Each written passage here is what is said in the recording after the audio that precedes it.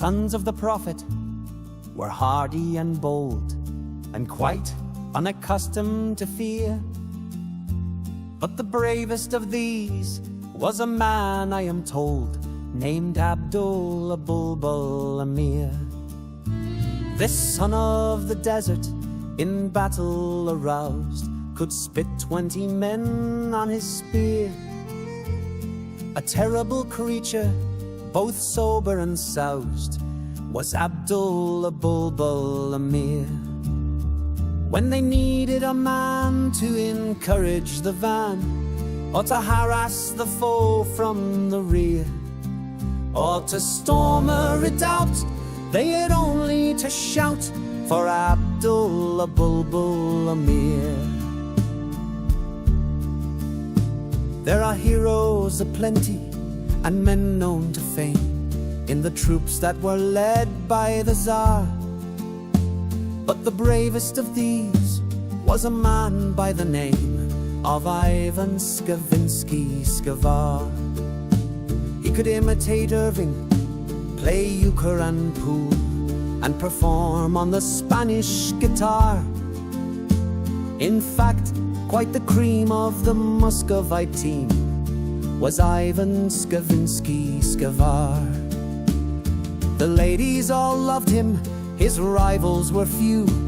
He could drink them all under the bar. As gallant or tank, there was no one to rank with Ivan Skavinsky Skavar.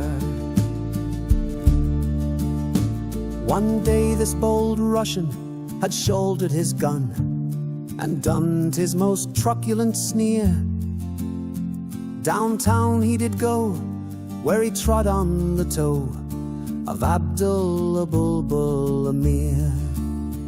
Young man, quoth Bulbul, has life grown so dull that you're anxious to end your career? Vile infidel, know you have trod on the toe of Abdul Abulbul Amir. So take your last look at the sunshine and brook, and send your regrets to the Tsar. By this I imply you are going to die, Mr. Ivan Skavinsky Skavar. Quoth Ivan, my friend, your remarks in the end will avail you but little, I fear, for you ne'er will survive to repeat them alive, Mr. Abdul Abulbul Amir.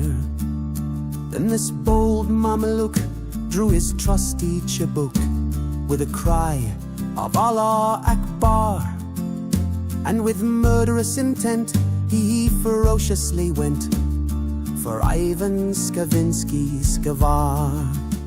Then they parried and thrust, and they sidestepped and cussed, till their blood would have filled a great pot.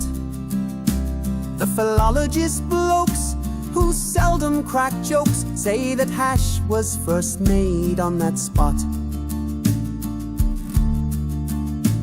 They fought all that night, 'neath the pale yellow moon. The din, it was heard from afar, and great multitudes came, so great was the fame of Abdul and Ivan Skavar. As Abdul's long knife was extracting the life, in fact, he was shouting huzzah. He felt himself struck by that wily Kalmuck, Count Ivan Skavinsky Skavar. The Sultan drove by in his red-breasted fly, expecting the victor to cheer. But he only drew nigh to hear the last sigh of Abdul Abulbul Amir. Tsar Petrovich, too, in his spectacles blue, rode up in his new crested car. He arrived just in time to exchange a last line with Ivan Skavinsky Skavar. A loud-sounding splash from the Danube was heard, resounding o'er meadows afar. It came from the sack fitting close to the back of Ivan Skavinsky Skovar. There's a tomb rises up where the blue Danube flows, engraved there in characters clear. A stranger when passing, please pray for the soul of Abdul Abulbul Amir. A Muscovite maiden her lone vigil keeps, 'neath the light of the pale polar star.